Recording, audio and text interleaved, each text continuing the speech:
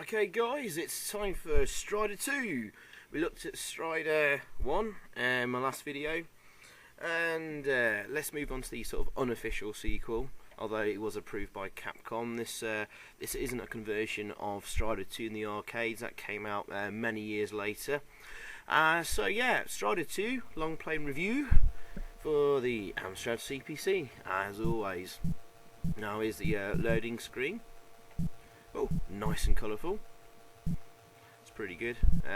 Ripping off the Grandmaster boss from the first game, who coincidentally isn't present this time. It's a totally different Strider character. I think his name is Strider Hinjo instead of Hiryu. And this time we're moving on to an alien planet, and we're rescuing the Queen of the planet. I believe that's the right story. And well, hang on. First of all, title screen. And if you remember from the last video, the music they've reused it here. It's absolutely identical. Cheeky bastards, Tiertex. But yeah, they've well, let's get this started up. We don't need to hear that music any further. And as you can see already, it's in full colour graphics. Hurrah! And lots of detailed backdrops there, if a little bit blocky. Now, if you remember in the first game, it was full colours, all sparse and barren with no character whatsoever. So this is looking good so far. The main player sprite is a little bit smaller. But I tell you what, he basically, the animation and how he moves and stuff like that is almost identical, as is the scrolling and frame rate. So it looks like they basically reused the same engine from the original game, given it a lick of paint and a few new features here and there. For example, as you can see there, I can shoot my gun. That's a little bit awkward because you have to be standing still to fire the gun, and you can pretty much only sort of, well, you can fire more than one bullet at a time, but it's quite awkward to do so. You'll often find you've fired a bullet and you're kind of stuck in the gun firing position and nothing's firing, which can lead to a few deaths and stuff.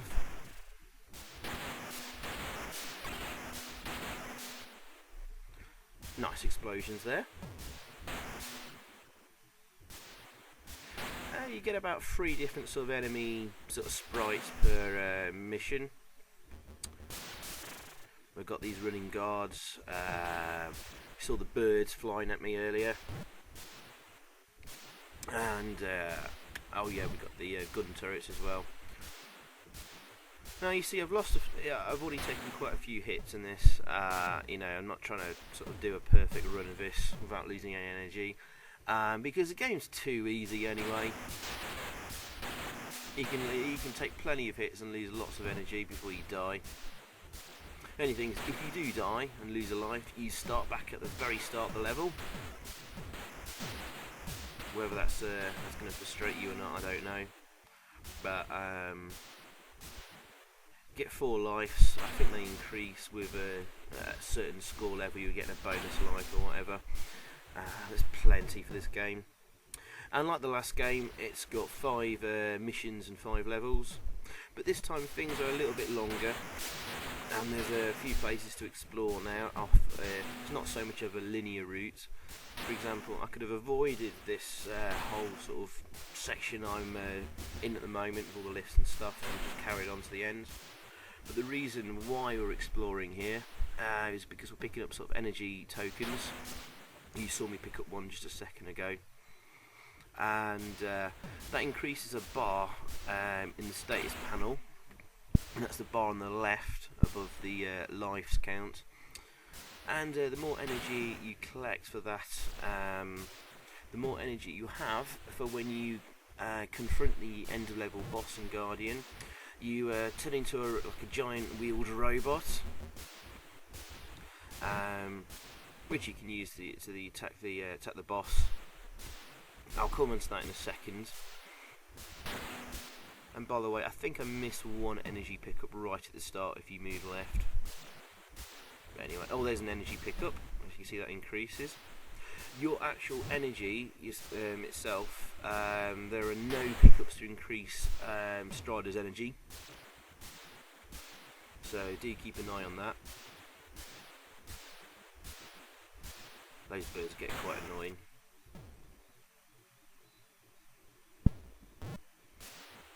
Yeah, see there.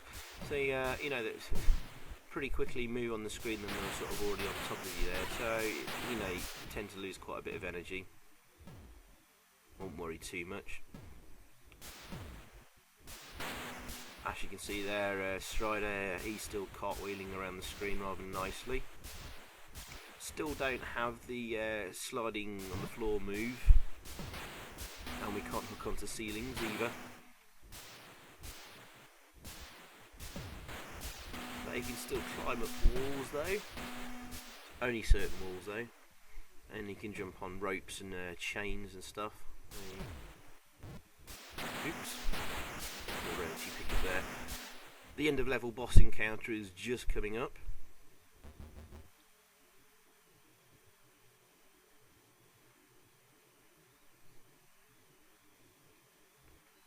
Oops, except I naffed it up and I need to climb back up again. There's a few bugs in the game that will cause it to crash. I'll point them out when we come to it. Oh, there you go, I've turned into the robot. And it's a bit pathetic really. I mean, all you can do is move left and right and shoot your gun, so there's no way to avoid the end of level boss's bullets or whatever. I guess all it is really is giving you sort of a breathing room of extra energy to take out the boss. If you lose all the robot's energy, you turn back into your Strider character, and then you're just running on what energy you've got left there. Okay, so level 2. This is probably the hardest level in the game, purely because there's these energy gates. There's one just above me there, and you've got to time it just right to get through. And often you'll, if you muck up your timing, obviously there's quite a bit of energy. But you'll find as you need to go through the gates, some enemies are bouncing on you, and there's also homing missiles in this level as well. Rest of the levels are pretty easy though, and just like the Strider one on the Amstrad, it's just basically all far too easy. I'm sure you'll all complete this after a couple of goes. That's if you're really bothered by it. To be honest, this got lower scores than the original game in Amstrad Action, but I actually quite prefer this one.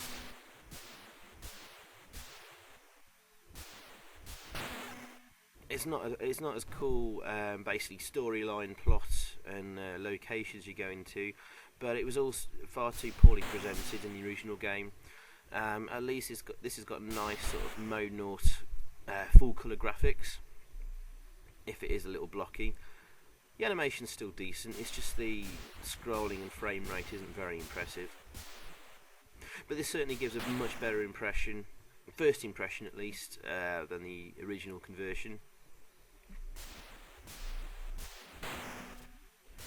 Now, strangely enough, I can't actually find any videos on YouTube of Strider 2 on the Speccy, Commodore 64 or Amiga. So someone needs to put that right and get some videos up.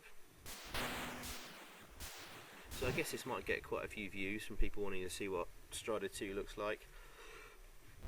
So I can't really sort of do much comparisons with the other versions. Because I'm not downloading the ROMs and tried them out, I couldn't be arsed. But it all looks fairly similar to each other. The Spectrum version looks kind of identical with monochrome graphics, and I suspect it's pretty much used the same sort of game engine again. So we'll probably have slightly smoother scrolling and frame rate than the Amstrad one, I'm assuming, but won't look as good. and that's your usual trade-off between the Amstrad and Specky versions. Commodore 64 version, I've had a look on the Lemon 64 website.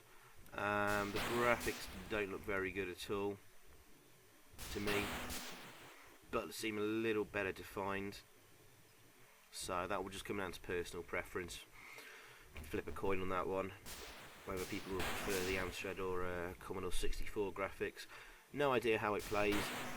Knowing the Commodore 64 version, Commodore 64 games generally, and with the original Strider, it probably plays really nice and smooth, but quite slowly. And the Amiga version looks like it's got the same sort of graphics, obviously more improved and detailed. Just looking on the Lemon Amiga website, it looks like the levels are pretty much identical as well. But it's probably worth. There are videos of the Sega Mega Drive version, which came out I think a year or two later than this one, which has been spruced up somewhat, but didn't get very good reviews at the time either.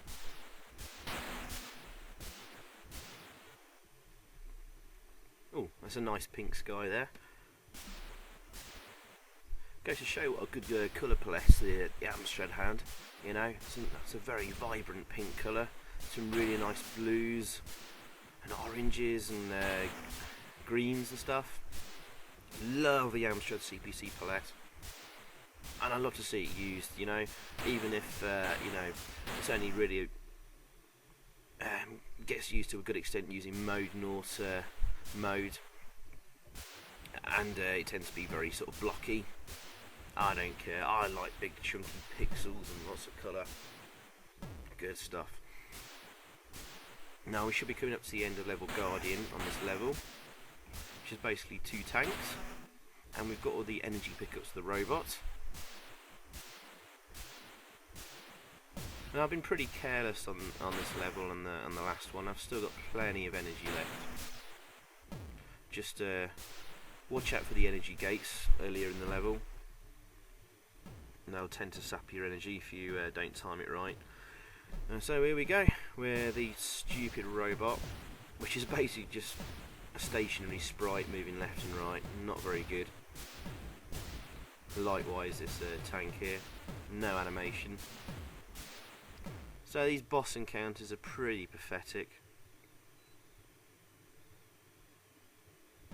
I suppose you could rush through each of the levels and sort of miss most of the energy pickups. You could probably do a speed run of this in under 20 minutes easily, if you really wanted to. I've gone and searched for most of the pickups, if not all of them, and found them. Oh yeah, and I can just stand there in the middle of the tank there, and his bullets don't hit me. Oh yeah, sometimes a bit of a lag with shooting your weapon, especially in the boss encounters. I guess because we've got a couple of like big sprites involved there, it's starting to chug a little bit and get a bit of lag.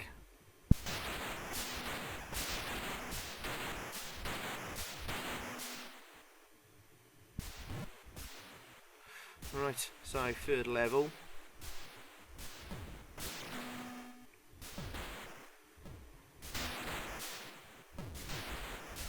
Take your time with this. I end up sort of ducking down quite a lot because if you're ducking down and swinging your swords, it will actually deflect the enemy bullets, which is quite handy. So I'll just get in the routine of ducking down when an enemy comes on screen.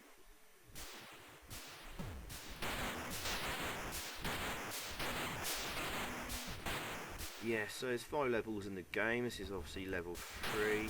What's this level? Okay. Right, we're moving underground to avoid the full force of a terrorist attack. You find yourself confronted with evil alien hatchlings. Carve away through these horrible creatures. If you think these nasties are bad, wait until you meet their mother. And that's the end of level boss. What was level 1? Level 1's outside the terrorist stronghold. automated sentry bots patrol, blah blah blah. Okay, level 2, leaving the forest, you're entering the ruins of a city. So that was city ruins we were in. Level 4, oh, we're having a rooftop battle. Rooftop battle. Sort of way up in the sky somewhere. And level 5 is a prison ship. So let's just go over the what's the backstory, the scenario. Okay, here's the scenario from the official manual. The warrior returns from conquest in the Soviet bloc. That's from the first game. Find his services are required on another world. The female leader of the planet Magenta has been kidnapped by alien terrorists. Wow. Who are now holding her world to ransom. In return for his aid, the Magentans have given the warrior a devastating high-velocity gyro laser, i.e. that little blippy little gun, and a matter converter that, when sufficiently charged, will cybernetically mutate him into an evil mechanical combat unit. Anyway, enough about that. Right, guys, don't drop down that hole there to the right. We'll come back there anyway, but we just dropped down there and climbed up the wall to sneak to this little sort of hidden area. There's a couple of energy pickups, but we got plenty of robot energy actually anyway. But I thought I'd just show you this sort of hidden area. Well, it's not so hidden, you can pretty much work out how to get there eventually. Because when you're walking below this area, you can sort of see the energy pickups above you. You go, aha, must be a secret area. Okay, I said I'd point out bugs and crashes in the game. Well, here's one. If you drop down that hole to the right there, you basically land on top of the final boss. Now, it might seem like a convenient sort of shortcut, but if you do that 9 times out of 10, the game crashes. Hurrah! And I think it sends you back to the title screen as well, and you have to start all over again. So don't do that. So we have to plod along all the way back, and then back again.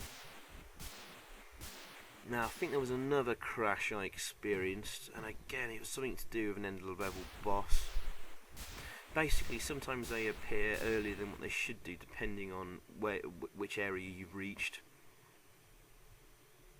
I can't remember the other crash now, but yeah, minus points to programmers for that.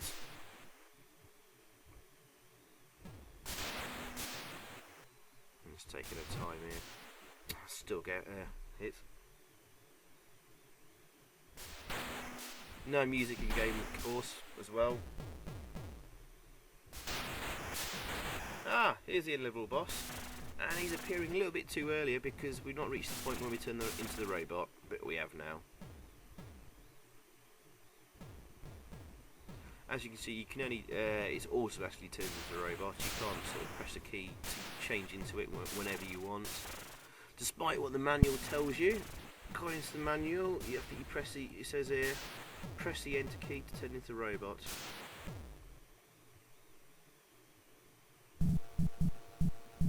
What a load of rubbish. There you go. Interestingly, there you get the mission complete text there. Just only appears briefly before the game starts loading.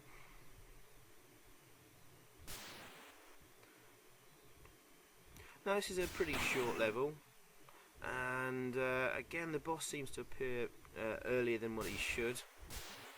There's still plenty of places to explore and pick up robot energy. Alright, but anyway, like I was saying before, this isn't based on an arcade machine. Capcom basically allowed US Gold and Tiertex to produce their own sequel, but it was only released in Europe. And bizarrely enough, what was it? I think it was Larry Bundy Jr. on YouTube. He commented on the previous Strider video saying he read a Computer and Video Game magazine article saying that Capcom was so impressed by this version they were going to base their arcade sequel on it. And actually, I've read it also in the Your Sinclair magazine review of the Spectrum game. They say it as well. Capcom apparently so impressed that they've made. Yeah, God. Look at this crap journalism. I missed out a word. So impressed that they've plans to use this game design as the basis to their own Strider 2 coin-op. Yeah, I think that's a load of bullshit. I don't think Capcom would be very impressed by this.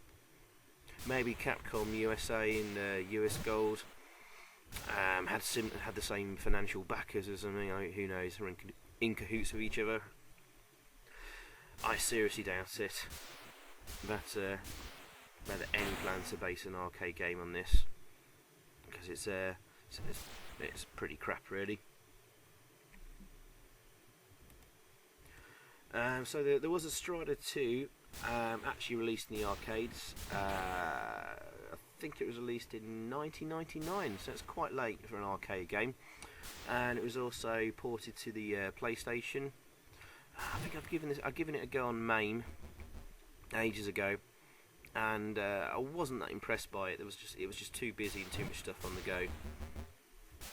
I didn't enjoy it very much.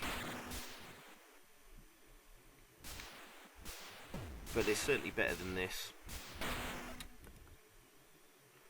But this version, oh, of course, it's also known as Strider Returns: Journey from Darkness in America,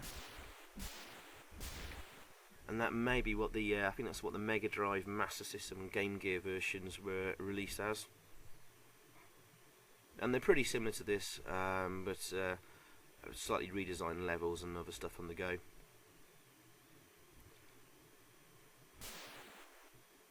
Right, we're sort of fairly close to a boss battle here. Oh, but I've muffed that up. Sorry, guys. Bear with me. But anyway, I suppose I'll focus back onto the Amstrad version, start wittering on about other versions. Much improved graphics, nice use of colour, some impressive boss sprites. That's pretty good looking, but it's all fairly pathetic. Oh yeah, we need to get it right up here so we turn into a robot. The boss encounters are rather disappointing. The robot just doesn't work very well at all. They've not really thought it through. I mean, just look at that small platform we've got to work with. Just basically stand there and fire a weapon. That's all you do. Sound effects are functional, and I think they've been reused from the first game, as has most of the engine here. Most of the game engine, like the sprites and animation, look pretty similar, if a little bit smaller, but we've got a larger playing area, which is better. Larger levels, that's a big plus point, and a bit more of a challenge, I feel anyway. Amstrad Action felt this game was far too easy and easier than the first game. I don't know, I disagree. Maybe if they gave you less energy, it would have been more of a challenge.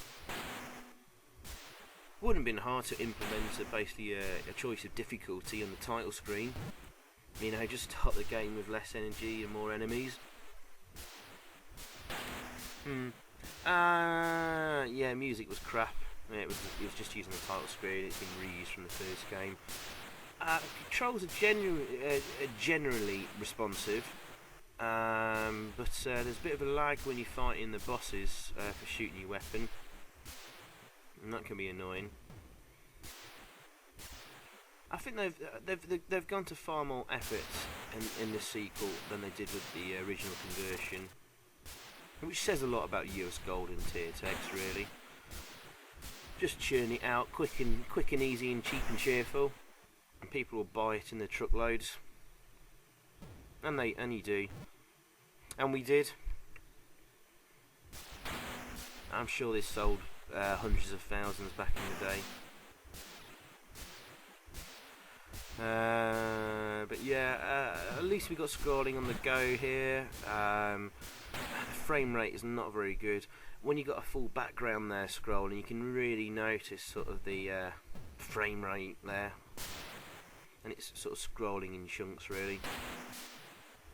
This is scrolling on an Amstrad that's basically is bare minimum as passable. This is passable scrolling on the Amstrad. I'd rather have this than flip screen, put it that way. But as you can see, as you've seen before in games like Batman the Movie and RoboCop, the Amstrad is capable of multi-directional smooth scrolling. And there's hardly a lot of sprites and things going on the screen, really.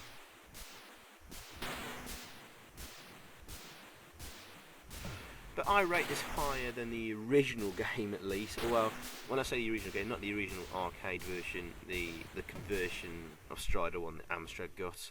I gave it sort of between 6 and 6.5 out of 10 last time. For this sequel, I'll probably give it at least 6.5 out of 10, maybe nudging up to a 7 out of 10. So somewhere in between there, 6 and 3/4 out of 10. That would do.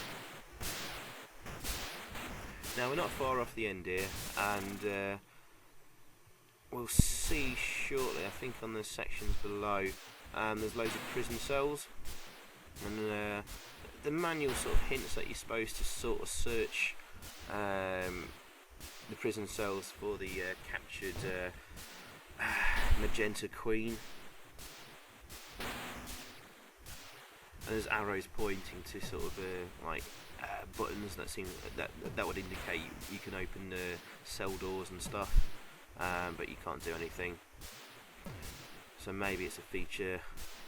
There you go. There's the first sort of prison cell, and you can see an arrow pointing to a door switch there. Maybe this was a feature that was going to be part of it, but they basically left out at the last minute as they ran out of time or memory, or just couldn't be asked. Who knows?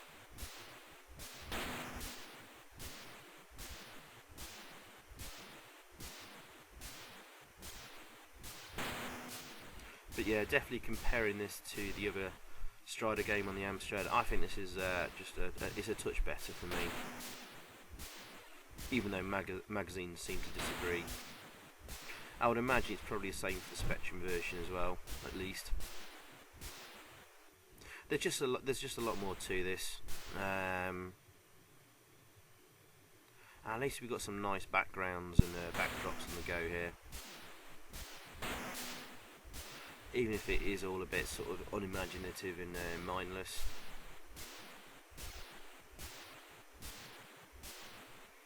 We're not far off the end here, guys, anyway. I could have just sped through this level, really. But I'm just trying to find all the robot energy pickups.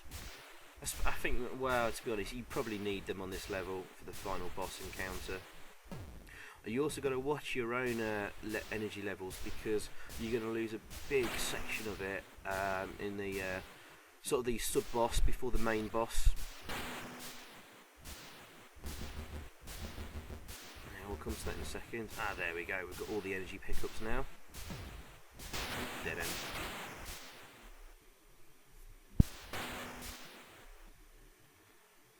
Now, apart from the two bosses on this level, the rest of the bosses are really quite unimaginative compared to the bosses in original Strider.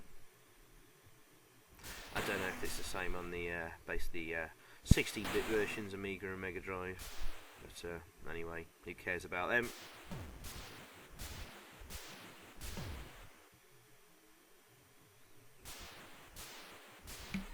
Right, here's the first boss of two. Now prepare for this. Gravity sends you sort of spinning around it like a satellite or something. But each time you pass under it, you lose a bit of energy. See, what you want to do is try and time at least 2 bullets as you line up to it.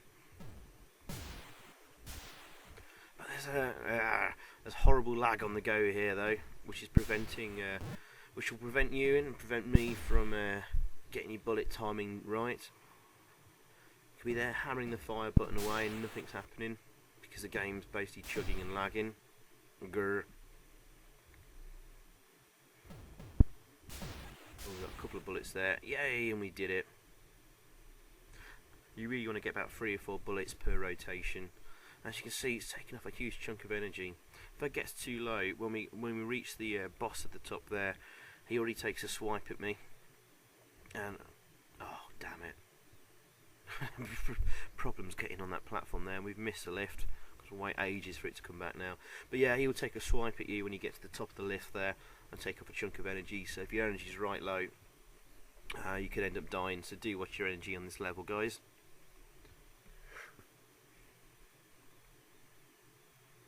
But yeah, this is another boss encounter that's pretty pathetic. And here he is. Here's the final boss. Quickly move right and turn into robots. And yeah, just fire away as usual. Now there is a bit of an ending to the game. At least they bothered with it. There's a screen we have to reach with the captured queen, who in pixelated form, I suppose looks kind of sexy. And then there's another end game completion screen and sort of text message. There you go. There she is. I'll let you watch the ending, guys, and I'll let you listen to the music in full. So thanks for watching. 6 3/4 out of 10. And see you next time. Cheers and goodbye. Oh, and here comes the final screen. Aha. Cheers. Bye.